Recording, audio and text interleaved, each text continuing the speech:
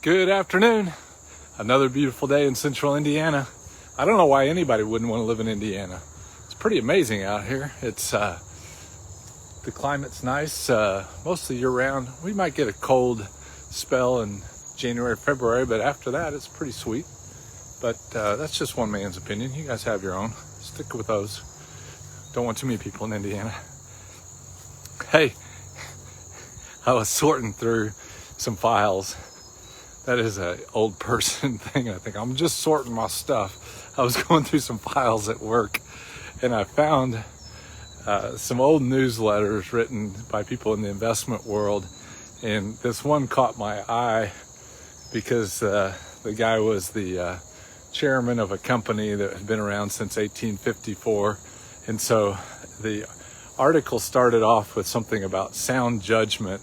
And I began pondering that couple of words, sound judgment. And I started smiling because I don't even know if most folks would even know what sound judgment is. And then to use that as a term to communicate with people would probably even be pretty bizarre today, because that was a 40-plus-year-old newsletter. So sound judgment, what does that look like to you? And in Romans 12:1 and 2, Paul is defining what worship is. It's not a gathering of people. It's not music. It's not a sermon. Worship, according to Romans 12:1 and 2, is when you offer your body to the Spirit of God who's united with your spirit on the inside of this body. You make this body available for the Spirit to use it for whatever purpose He desires. That's what Romans 12:1 and 2 says worship is. And then right after that verse of defining what worship is, he says not to think of yourself more highly than you ought to do, but to do so with sound judgment. And many years ago when I'd read that verse, I would think that verse, Romans 12:3, is saying, oh, I should be a lowly, rotten sinner. I'm a lowly person, not worthy of God. I'm lowly and horrible is what I thought, because that's what I'd been taught. And as I began retraining my mind, like Romans 12:1 says, the renewing of my mind, I found out that's not true. I wasn't using sound judgment, sound being based on what God says rather than what the world says. And in that sound judgment, it said that God made me his child by the sacrifice that Christ made.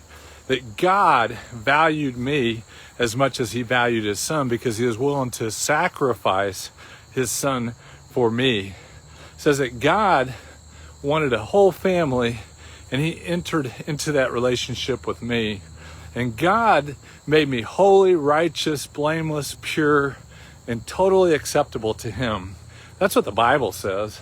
And so when I think about that, when I think not to think more highly of myself than I ought to, it's all about God. And so thinking about myself is a humble state, because I realize the great and mighty place where God made me to be today. He seated me in the heavenlies.